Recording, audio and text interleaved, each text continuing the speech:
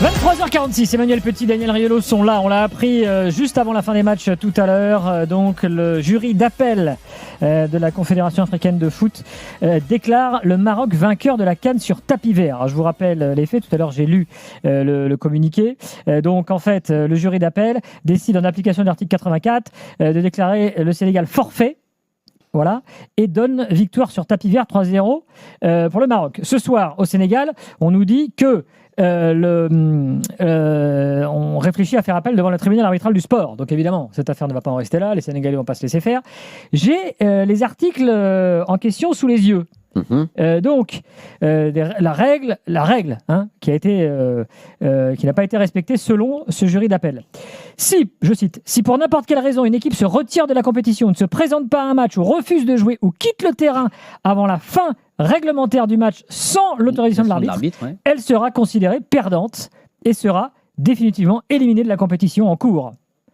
Voilà ce que dit le règlement, qui a donc été appliqué à la lettre par ce jury d'appel, puisqu'en effet, le Sénégal a quitté le terrain. Mais en fait, oui, mais ça ne mentionne pas que le Sénégal soit revenu sur le terrain et que l'arbitre ait autorisé le retour. Non, mais ils sont tous partis. Ils ont quitté le terrain. Non, mais j'ai compris le règlement. Mais dans ces cas-là, l'arbitre, il aurait dû les sanctionner. Non, mais je comprends tout à fait ce que tu dis, Manu.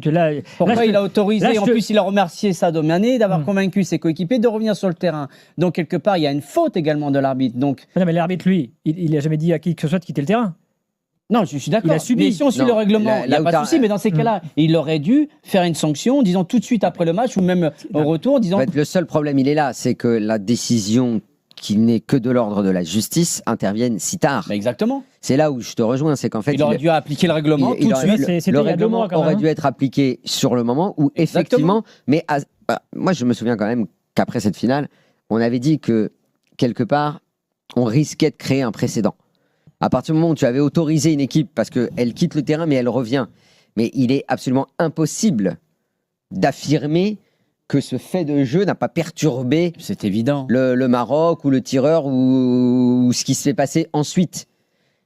Donc, qu'aujourd'hui on vienne appliquer un règlement tout à fait juste, parce que personne ne devrait faire ce qu'a fait le Sénégal, c'est logique. Mais je te rejoins, Manu, il aurait dû être quand le problème c'est de le faire maintenant. Alors, il y a autre chose qui, d'un point de vue juridique, peut poser problème, c'est que oui, si in fine la justice finalement est respectée, ça je suis d'accord avec ça, pour moi c'est juste que ce soit comme ça.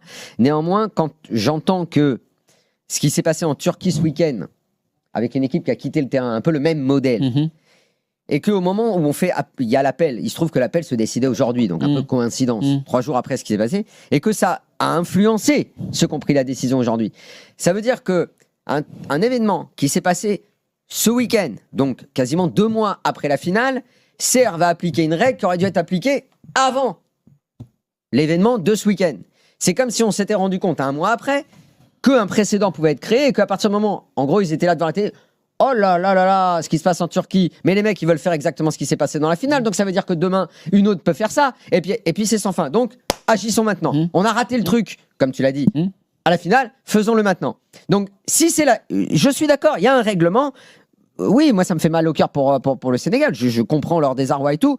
Mais le Maroc n'est que dans le droit et dans la justice. Ils ont raison de réclamer et de se satisfaire de cette décision. C'est la façon dont est prise la décision qui ressemble à une mascarade. Bah oui. Qui ressemble à quelque chose de fou. De se dire, tiens, en Turquie, ils ont fait appliquer le règlement, tandis que nous, 6 semaines après, on n'a toujours pas pris la décision. Donc, on va faire, parce que sinon, après-demain, un autre va pouvoir. Mais ça, le soir de la finale, on l'avait dit. Je suis plus. Alors, j'aimerais quand même vous lire. Ce sont des règlements internationaux, on est d'accord. Ce sera pareil partout. T'as pas le droit de quitter le terrain. J'aimerais quand même vous lire la réaction de la Fédé marocaine. Parce que je pense qu'au Maroc, on se dit quand même, comment tout ça va être pris, etc. D'ailleurs, on va voir un auditeur marocain dans quelques secondes. La Fédé marocaine dit. Je cite, la Fédé tient à rappeler que sa démarche, parce que c'est la Fédé marocaine qui a fait appel, et la Fédé marocaine dit notre démarche n'a jamais eu pour objet de contester la performance sportive des équipes engagées dans la compétition, mais uniquement de demander l'application du règlement. Donc la Fédé dit on réaffirme notre attachement au respect des règles, la clarté du cadre compétitif, et on tient à saluer l'ensemble des nations. Donc voilà, la Fédé dit nous ce qu'on voulait, c'est que le règlement soit appliqué. Voilà ce qu'ils disent ce soir. J'aimerais qu'on accueille Yasser, qui est supporter marocain et qui veut réagir ce soir avec nous. Salut Yasser. Salut Gilbert, salut Manu, salut Daniel. Bon, tu nous dis quoi ce soir, toi? Tu nous dis que c'est, comment dirais-je, sur le plan, parce que là il y a le plan du règlement, voilà, qui est Mais le timing, en fait. Mais non, mais il y a aussi l'émotion, l'éthique. Enfin, il y a plein de choses qui rentrent en ligne de compte dans cette décision. Pas l'éthique pour le coup. Non. Parce que l'éthique, c'est que tu quittes pas le terrain, tu fais pas ce qu'on fait le Sénégal. Tu peux pas dire, faut pas qu'on me parle de morale ou d'éthique parce que pour le coup, ça n'est pas vrai. Qu'on me dise qu'on a pas pris la question à Yasser, pas à toi. Non mais parce que tu as prononcé le mot éthique. Oui. Éthique, morale, qu'on vienne pas me dire le vainqueur moral. Ça c'est pas vrai. Parce que le vainqueur moral ne peut pas être celui qui quitte le terrain et qui donc ne respecte pas le règlement et ne respecte pas l'arbitre. Parce que dans la foulée, j'aurais très bien pu entendre que les Sénégalais disent ouais c'est un penalty bidon, on s'est fait voler tout. Dans l'histoire du foot, on s'est fait voler, il y en a 1000.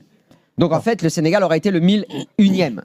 Mais on peut pas parler de morale ou d'éthique à partir du moment où une équipe quitte le terrain. Ça je peux pas l'entendre. Yasser, à toi. Non, tout simplement, c'est clownesque en fait. Parce que la décision, elle aurait déjà dans un premier temps être prise par l'arbitre sur le terrain. Les 12 minutes de temps effectif où les joueurs sont sortis, c'est à ce moment-là où il fallait prendre ses responsabilités. Il y a un délégué de match. Le penalty a été tiré où il y avait des supporters qui envahissaient le terrain. Il y a un délégué de match qui n'a pas fait son travail. Il y a des choses qui ont mal été gérées sur le coup. Ok, très bien, soit. L'arbitre a pris la décision de continuer le match, il n'a rien sifflé. Sénégal a gagné sur le terrain, ok, ça a perturbé le Maroc. Pourtant, moi, je suis supporter du Maroc. Tant pis, c'est pas grave. Par contre, il fallait prendre ses responsabilités aussi après le match et mettre une sanction exemplaire au Sénégal concernant la prochaine Coupe d'Afrique. Le Maroc, ce qu'a fait le Maroc aujourd'hui, il a porté réclamation, a fait réserve sur les sanctions qu'a reçues le Maroc, c'est-à-dire les 2 matchs de Ismaïl Saïbari et les 2 matchs d'Achraf Hakimi pour une serviette. Soit on les assume, il n'y a pas de problème. Par contre, que le sélectionneur du Sénégal s'en sorte avec 5 matchs pour des matchs de qualif en CAN et qu'il y a 2 de ses joueurs qui ont prétendu de la corruption qui s'en sortent aussi avec 2 matchs, ça c'était insupportable pour nous Marocains. Ça c'est vrai, ça t'as parfaitement raison. C'est tout ce qu'on cherche. Nous on veut juste la justice. Maintenant gagner sur tapis vert. Aujourd'hui le mal c'est pas glorieux. Brahim Diaz, aujourd'hui la dépression il l'a, on sait même pas comment on va le retrouver. Et aujourd'hui tout a été perturbé à la fédération. Walid Regragui vient de quitter son poste, on vient de se doter d'un nouveau staff, on part à la Coupe du Monde dans 3 mois et avec aucune certitude, sur du vent, à cause de gens qui n'ont pas pris leurs responsabilités au sein de la CAF.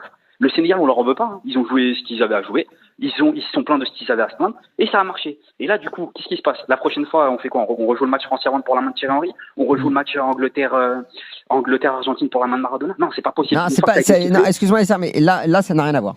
Non, mais peut-être. Là, ça n'a rien à voir. La main de Thierry Henry, ça n'a rien à voir. Ça, c'est autre chose. C'est l'arbitre qui voit pas une décision ou un arbitre qui se trompe. Ça n'a rien à voir. Là, on a un point de règlement clair.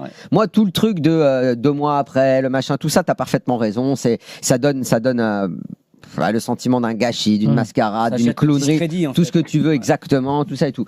Mais les règlements, et c'est là où c'est dingue. Et c'est pour ça que c'était dès le soir même qu'il fallait. Parce que les règlements, Gilbert l'a lu, mais c'est clair et net. Il n'y a même pas la moindre ambiguïté. C'est limpide. Le faire appliquer. On a l'impression que c'était toute équipe qui quitte le terrain, machin, et déclarait forfait. C'était clair et net, quoi, en fait. Oui, mais Daniel, c'est à l'arbitre de faire appliquer les règlements. Absolument. Donc maintenant, 2 mois après, on peut pas revenir dessus. Ça a été entériné. C'est ridicule. Déjà, la décision de base est ridicule. Mais c'est ça qui, devant le TAS, fera d'ailleurs l'argument du Sénégal, c'est de dire devant le TAS que le résultat a été entériné, homologué. Bah oui, et puis nous, qu'est-ce qu'on va faire d'une victoire pareille? Ça y est, c'est trop tard, la ferveur elle est passée, et du coup, ça va rester quoi sur les tablettes? Le Maroc, vainqueur de la Coupe d'Afrique 2025? Oui, bien sûr, c'est pas... c'est pas glorieux en fait ce qui se passe. Oui, tu vas pas en faire grand-chose, tu vas pas fêter ça. Non, mais en fait, la vérité, c'est que le fond, un trophée, ça se gagne sur le terrain. Bah bien sûr, et là tout est gâché. La CAN était parfaite, j'étais sur place. La CAN était parfaite jusqu'à cette 98e minute. À ce moment-là, tout s'effondre. Et on parle que de ça. Et l'image positive qu'il y a eu après tout ça, on n'en parle même pas. On n'en parle plus. Et c'est désolant. Et c'est aux gens dans les bureaux à la CAF de prendre de responsabilités. C'est tout. En fait, ils se défilent en faisant comme ça. Merci Yasser. Ils auraient dû justement faire un communiqué en disant on reconnaît notre entière responsabilité. Il y a eu un manquement incroyable. On a fait n'importe quoi. Même en présentant ses excuses, ça n'aurait rien fait. Mais de dire au moins prends tes responsabilités. Là, en fait, en faisant comme ça, c'est de prendre tout le monde pour des cons, en fait. Mais alors surtout qu'en plus, figurez-vous qu'il y a eu un précédent dans le foot africain. Qu'on me rappelle là, en 2019, le Wydad Casablanca, le WAC, s'était retiré de la finale retour de la Ligue des Champions, un peu dans les mêmes conditions. Le forfait avait été constaté, fin de match sifflé, et le trophée remis à l'adversaire qui était l'Espérance de Tunis. Donc en fait, les choses avaient été faites. Le règlement avait été fait. Voilà, donc le jury de la CAF avait décidé quelques jours après de rejouer le match. Là, ils avaient fait l'inverse, ils avaient dit non, là on rejoue. Et l'Espérance était allée devant le TAS et le TAS avait dit non, arrêtez, c'est l'Espérance qui a gagné le trophée. Donc, cette même CAF avait fait rejouer le match. Donc ils sont capables de se dédire sur leur propre règlement. Donc c'est ridicule. Et est-ce que la solution de rejouer cette finale ne serait pas la meilleure finalement? Mais non, c'est trop tard. Voilà une proposition. Non, mais si le Maroc ne peut pas se satisfaire de cette situation. Je crois que les gens sénégalais qui en ce moment n'arrêtent pas d'envoyer des messages sur Instagram avec leur trophée dans les mains, je peux dire qu'ils ne les rejoueront pas. Les Sénégalais, je comprends qu'ils ne veuillent pas entendre parler de ça, mais en même temps, s'ils la perdent sur tapis vert, le Maroc la gagne ça, c'est pas beau et tout, qu'ils la rejouent. En fait, personne ne sort gagnant de cette histoire, en fait. Ah bah, oui, les Sénégalais, tu leur feras pas entendre qu'ils l'ont pas gagné. Mais pourtant, je suis désolé de leur dire, c'est ce qu'ils ont fait est contraire au règlement, ça ne se fait pas. Ah bah justement, Babacar est là, supporter du Sénégal. Babacar, bonsoir. Salut Gilbert, salut Daniel, Manu. Nagalef. Ça va? Ça va et toi? Ouais, écoute, je suis présentement à Dakar, oui, tout va bien. Ah, bah qu'est-ce qu'on dit à Dakar alors? Ah ben, en fait, les gens trouvent juste que c'est grand guignolesque, quoi. Parce que, tu sais, dimanche, ça fera 2 mois, quoi, que la finale est passée. Les gens trouvent que c'est tellement ridicule. Mais, Daniel, j'entends bien, je suis souvent d'accord avec toi dans tes analyses, mais si l'arbitre n'a pas appliqué le règlement, on fait quoi, en fait? Si à chaque fois que ça se passe comme ça, après on revient 2 mois plus tard. Et puis, vous oubliez actuellement le contexte. C'est pour bientôt les élections au niveau de la CAF. Ça, il faut le prendre en compte aussi, quoi. Parce que là, clairement, on est vraiment dans des tambouilles, comme on est habitué à la CAF. Motsepe, le président de la CAF, il est comme cul et chemise avec Infantino. Infantino qui voulait absolument que le Maroc gagne sa coupe. Nous, on n'en veut pas particulièrement aux Marocains. Il s'est passé ce qui s'est passé, les incidents se sont passés, il n'y a pas de problème. Mais si l'arbitre n'a pas appliqué, et encore l'article 42 dont tu parlais, Gilbert, je pense qu'il y a un autre alinéa stipulant que lorsque la sortie du terrain excède 15 minutes, le terrain, les Sénégalais sont sortis, durant 12 minutes. Quoi qu'on puisse en dire, il n'y a pas de souci, on l'admet. Mais ce qui est à dénoncer, c'est surtout ce qui se passe au niveau de la CAF. La CAF, c'est un bordel sans nom actuellement. En termes de gouvernance, il n'y a rien de plus catastrophique. On en est arrivé à regretter Feu Issa Hayatou, le Camerounais. Donc, pour dire, mais les gens sont en train d'en rigoler, en fait. Moi, Max essayait de me joindre, j'étais à la salle de sport. J'ai même vu une fille qui m'a dit, mais j'espère que les Marocains vont organiser quand même une parade. Parce que c'est tellement ridicule tout ça. Au fond, on sait très bien que devant le tribunal arbitral du sport, on va gagner. Par le Sénégal au Maroc. C'est bon. Alors tu as raison sur ce point des 15 minutes, parce que j'ai l'article 83 dans les yeux qui dit une équipe qui ne se présentera pas sur le terrain en tenue de jeu à l'heure fixée pour le coup d'envoi ou tout au plus 15 minutes plus tard sera déclaré forfait. Oui, c'est exactement ça. C'est exactement ça. C'est pour l'entrée du match. C'est pas au moment où tu quittes le terrain. Non, c'est 15 minutes après la sortie du terrain. C'est après la sortie du terrain. Moi, je pense que de toute façon, tout ça, ça va finir devant le tribunal arbitral du sport. Le Sénégal finira par gagner. Le Sénégal finira par gagner. Sauf que, entre-temps, on rajoute du ridicule sur du ridicule.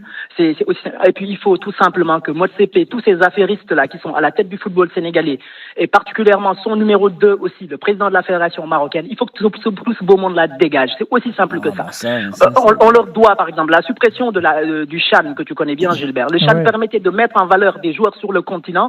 Là, aujourd'hui, ils ont décidé pour des raisons purement économiques, soi-disant, ils vont créer des sortes de Ligue des nations africaines par zone, machin, bidule, là, soi-disant parce que, ça va rapporter plus de sous. Aujourd'hui, ce sont ces affairistes qui sont en train de foutre de foutre la merde, excusez-moi du terme, dans le football africain. C'est aussi simple que ça. Moi, ce qui s'est passé aujourd'hui, là, c'est juste, en fait, Gilbert, il y a une autre jurisprudence. Tu sais, lorsque le Maroc gagne la Coupe d'Afrique en 1976, la finale, le Maroc s'était retiré du terrain avant de revenir.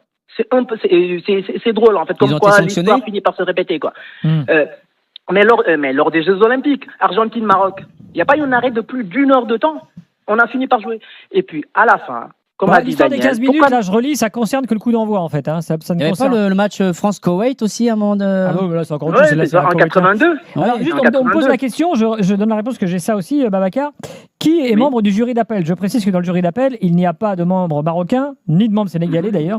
Le président de ce jury d'appel est un Nigérian. Mais le lobbying, Gilbert, quand on fait bien du lobbying, je t'apprends rien. On n'a pas besoin d'avoir des nationaux au sein de l'instance qui siège, quoi. On n'a pas besoin de ça. Tout le monde sait qu'il y a même une part de chantage. Regarde la CAN féminine qui devait se tenir au Maroc. À cause de cette histoire, les Marocains disent que finalement, ils l'organisent plus. Et même celle de 2027 qu'ils étaient censés peut-être accueillir, ils disent non, finalement, peut-être qu'on ne pourra plus, etc. Je les comprends, ils sont dans ils font jouer leur sorte de parole. Il y a la Coupe du Monde qui se profile au Maroc, quand même. Tiens, je vous raconte une dernière histoire, une autre histoire sénégalaise du jour. qui n'a rien Juste à une voir. seconde, Gilbert. Je trouve que la CAF n'est pas allée au bout du raisonnement. Je trouve que la CAF n'est pas allée au bout de son raisonnement. Tant qu'on y est, pourquoi ne pas exclure le Sénégal de la Coupe du Monde? Ils auraient dû quand même aller aux deux. Comment ça s'appelle? C'est la FIFA qui dit ça. C'est la FIFA, ça. Suggérer à la FIFA de le faire. Ils auraient donc dû aller jusqu'au bout de la logique des sanctions. C'est ça qu'ils auraient dû faire. Mais bon, tout ça, c'est tout simplement pathétique. Voilà, quoi. Moi, je crois que j'ai entendu comment s'appelle, Claude Leroy dire que lui, il s'attendait à tout, mais sauf à une telle décision. Quoi. Mais bon, écoute, on n'est jamais assez... Babacar, juste une dernière histoire sénégalaise pour être complet sur le foot africain aujourd'hui, mais c'est assez cocasse. Le Sénégal joue un match amical contre la Gambie, là, dans les jours qui viennent. Là. Bon, en fait, l'Argentine, tu parlais de la fameuse finalissima, l'Argentine, comme ils n'avaient plus de match, tu sais ce qu'ils ont fait, les Argentins? Ils ont appelé les Sénégalais. Ils ont voulu s'incruster. Ils ont dit, virez la Gambie, c'est une équipe de merde. Nous, on joue contre vous. Sauf que, et c'est là, ils n'ont rien compris, parce que, c'est comme tu le sais, la Gambie se trouve au cœur du Sénégal. Donc, faire ça, quoi qu'on puisse, c'est pas une question de niveau, quoi. Les Gambiens sont nos frères. On parle les mêmes langues, on a les mêmes... C'est les frères, mais s'il y a le gros chécos qui vient de l'organisation... Ouais, mais on a refusé le gros chécos, Daniel. On l'a refusé.